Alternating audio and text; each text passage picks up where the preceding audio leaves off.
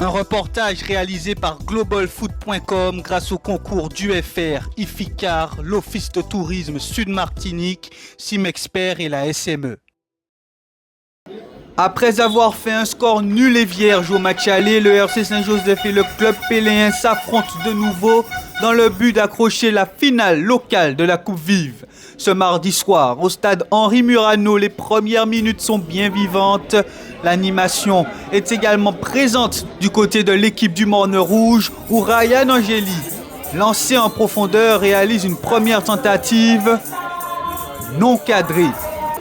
À la 4e minute, le club péléen opte encore pour le jeu en profondeur. Anthony Simonet est trouvé et tente de se débarrasser de son adversaire.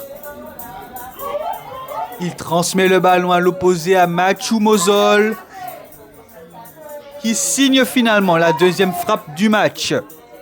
Le RC Saint-Joseph et Daniel Herel vont eux aussi commencer à frapper. Les frappes débutent sur coup franc, puis les actions se poursuivent dans le jeu. Emmanuel Vermignon d'abord, Henrik Rupernet et Daniel Herel ensuite.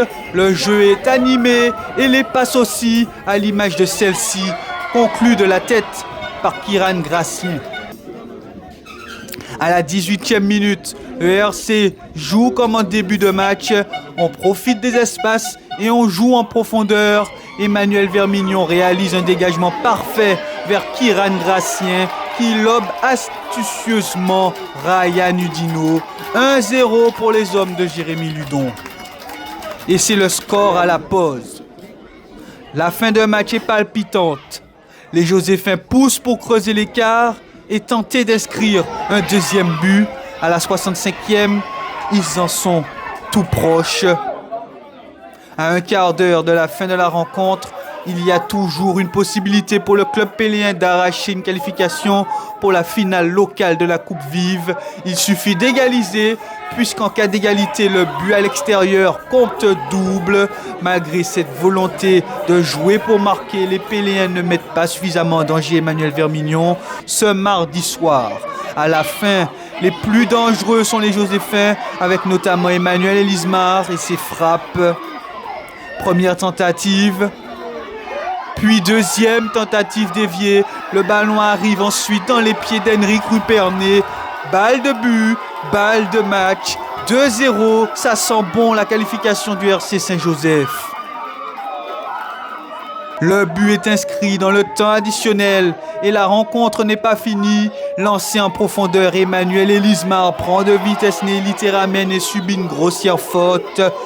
Le jeune latéral gauche péléen écope d'un carton rouge. Et enfin, 3-0, but signé Lio Annal qui met un point final à cette rencontre.